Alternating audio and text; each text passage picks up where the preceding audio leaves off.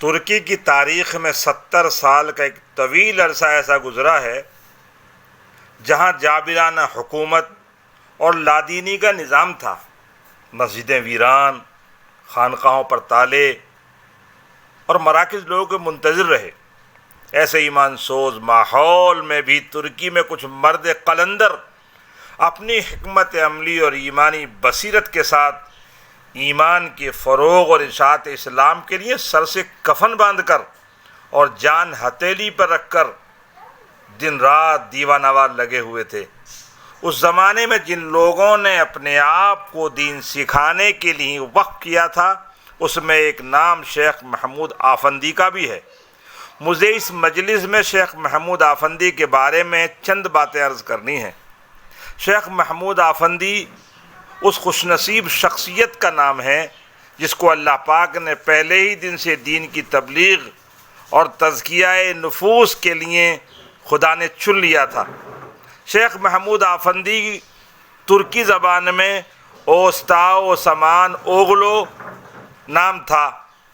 جو بعد میں محمود آفندی کے نام سے مشہور ہوا۔ شیخ محمود آفندی کی پیدائش 1929 عیسوی میں ترکی کے اوف ضلع کے گاؤں مکو میں ہوئی۔ شیخ نے 10 سال کی عمر میں اپنے والد محترم کی خدمت اور زیر سایہ میں رہ کر قرآن پاک حفظ کیا۔ 1952 میں شیخ محمود آفندی کی ملاقات علی حیدر نامی شخصیت سے ہوئی، جو سلسلہ نقشبند کے ایک نقشبندی بزرگ تھے۔ شیخ محمود آفندی ان کے اعمال و اقوال سے اتنے متاثر ہوئے کہ ان سے بیعت ہو گئے۔ شیخ علی حیدر رحمہ اللہ نے شیخ محمود آفندی کی پاک طبیعت کو دیکھ کر کے 1954 میں اسماعیل آغا نام کی مسجد میں امام مقرر کر دیا، اور شیخ محمود آفندی نے اپنے پیر و مرشد اور شیخ کے حکم کی ایسی قدر کی کہ یک درگیر محکم گیر کی زندہ مثال بن گئے۔ جہاں وہ 1996 عیسوی تک امام رہے، یعنی جہاں استاد محترم نے امامت کے لیے متعین کر دیا 1954 میں، 1996 تک، یعنی جب تک امامت بس کی رہی وہاں رہے، اور پھر 1996 میں ریٹائرڈ ہو گئے۔ شیخ محمود آفندی نے علی حیدر رحمہ اللہ سے جو بیعت کی تھی، ان کے جو شیخ تھے وہ چند واسطوں سے شیخ خالد نقشبندی رحمۃ اللہ علیہ کے سلسلے کے خلیفہ تھے، اور یہ شیخ خالد نقشبندی شامی وہی بزرگ ہیں جنہوں نے مرزا مظہر جان جانا کے چہیت خادم اور خلیفہ شاہ غلام علی سے بیعت کی تھی، اور ان کا علم و تقوی اس قدر مشہور تھا کہ علامہ شامی جیسے جلیل القدر عالم دین اور فقہ کے امام نے ان کے فضائل میں ایک رسالہ تحریر فرمایا، شیخ خالد شامی رحمۃ اللہ علیہ کے سلسلے میں۔ خیر، مجھے یہ عرض کرنا تھا کہ شیخ محمود آفندی کو جس مسجد میں ان کے شیخ نے امام بنایا تھا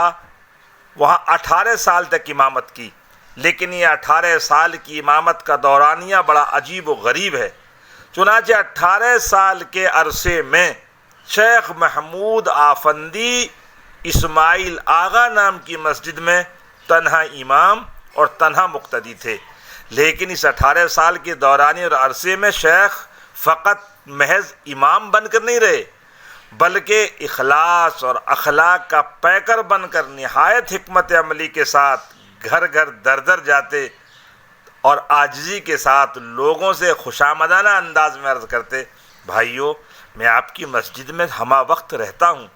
میں 24 گھنٹے موجود رہتا ہوں، جس کو جس چیز کی خدمت کی ضرورت پڑے میں آپ کی خدمت کے لیے حاضر ہوں، کوئی بات معلوم کرنی ہو، کوئی خدمت لینی ہو تو میں تمہارے ساتھ حاضر ہوں۔ شیخ محمود آفندی کے ان اخلاق کریمانہ کی بارش کی چھینٹیں لوگوں پر پڑے، برف پگھلی، وقت نے انگڑائی لی، ایمانی تپش اور پیاس لوگوں میں محسوس ہوئی۔ چنانچہ 18 سال کی خاموش محنت کا نتیجہ یہ ہوا کہ حضرت کی مسجد میں تقریباً ایک صف نمازیوں کی تیار ہو گئی۔ حضرت نے قریب کی مسجد میں مزید لوگوں کو جوڑنے کے لیے مثنوی شریف کا درس شروع کر دیا۔ یہ حضرت کا اخلاص یا مثنوی کی کرامت کہ وہ مسجد ہی مثنوی خانہ کے نام سے مشہور ہو گئی، اور حضرت وہاں بالغ لوگوں کو مثنوی کا درس دینے لگے۔ اب حضرت کی خواہش تھی کہ ان بالغوں کے بعد جو آنے والی نسل کی بنیاد ہے، معصوم بچے، ان کے اندر دین کی بقا اور دین زندہ کیسا ہو۔ ایک بات یہ بھی جان لینی چاہیے کہ جس زمانے میں شیخ محمود آفندی نے علم دین کی محنت شروع کی تھی، اس زمانے میں لفظ آفندی کے تلفظ پر سرکاری پابندی تھی، یعنی کسی آدمی کو دوسرے آدمی کے ذریعے سے آفندی کہنا اس بات کی علامت سمجھا جاتا تھا کہ جس کو آفندی کہا جا رہا ہے یہ عالم دین یا شیخ وقت ہے۔ حالانکہ ترکی لغت کے اعتبار سے آفندی لفظ کا ترجمہ صرف اور صرف جناب یا صاحب ہوتا ہے، لیکن چونکہ یہ علامت تھی علماء عالم ہونے کی اور شیخ ہونے کی، اس لیے ممنوع تھا۔ مکتب کی شروعات کے لیے طریقہ کار کہہ لیجئے یا اللہ کی طرف سے ایک ذریعہ یہ بنا کہ شیخ کے ایک مرید تھے موسیٰ امجا، ترکی زبان میں امجا چچا کو کہتے ہیں۔ موسیٰ امجا کے گھر میں یعنی تہ خانے میں ایک مکتب شروع ہوا، وہ مکتب عجیب نورانیت والا تھا، اور یہ مکتب جو زیر زمین سے شروع ہوا تھا، سرزمین جو ہے برزمین اور سرزمین آنے پر اس کے واقعات بڑے ایمان افروز ہیں۔ چنانچہ حضرت نے تعلیم دینی شروع کی۔ جب کوئی بچہ، بلکہ شروع میں تو کتابیں چونکہ دستیاب نہیں تھی تو اشاروں سے دین کو سمجھایا جاتا تھا، چنانچہ اشاروں سے پورے دین کو سمجھا کر کے بچوں کو پڑھایا جاتا ہے۔ اور جب بچوں نے گرامر شروع کی عربی کی، اگر کوئی بچہ نصرہ ینصرو کی گردان یاد کر لیتا تو حضرت فرماتے تم تو ایک علاقے کے گورنر کے برابر مقام پا چکے ہو، اور اگر کوئی بچہ حرف جر پڑھ لیتا تو حضرت اس کو فرماتے جاؤ اس کو پڑھا کر آؤ۔ بچہ کہتا حضرت میں کیا پڑھاؤں گا؟ تو فرمایا ہمارے یہاں صرف علم برائے علم نہیں ہوتا بلکہ عمل اور تبلیغ بھی مقصود ہوتی ہے، جاؤ اس قلیل علم کو علم اخلاق یعنی تصوف کے ساتھ پڑھاؤ۔ چنانچہ وہ جاتے اور لوگوں کو وہ بچے دھیرے دھیرے ایک کے بعد ایک اور ایک چراغ جلتا رہا، جس کے نتیجے میں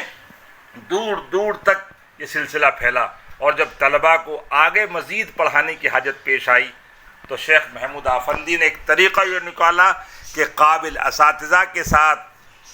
بچوں کو ٹرین کا سفر کرایا جاتا، کیونکہ ترکی میں یورپ کی طرح نسبتاً ٹرین کا سفر سستا ہوتا ہے۔ تو حضرت کے بھیجے ہوئے اساتذہ طلباء کے ساتھ ٹرین کے ڈبے میں سفر کرتے، ڈبہ ریزرویشن کیا ہوا ہوتا، لوگ سمجھتے عام مسافر ہیں، حالانکہ وہ عام مسافر نہیں بلکہ ایک متحرک درسگاہ ہوتی تھی جس میں طلباء اور اساتذہ چلتی ٹرین کے ڈبے میں پڑھتے رہتے تھے، اور جہاں ٹرین کا سفر ختم ہوا ایک دن وقفے کے بعد پھر اس لمبے سفر پر روانہ ہو جاتے تھے۔ اور اس طریقے پر حضرت نے اور حضرت کے متبعین نے ترکی میں دین کے فروغ کے لیے یہ محنت جاری کی، اور خود حضرت نے کتنی مشکلوں سے پڑھا تھا وہ اس کے لیے ایک واقعہ سن لیجئے کہ جس زمانے میں ترکی میں دین اور شاعر اسلام پر پابندی تھی، قابل مخلص اساتذہ کھیتوں میں بچوں کو جنگلوں میں لے کے پڑھاتے رہتے تھے، اور جب استاد بچوں کو جنگل میں پڑھا رہا ہوتا تھا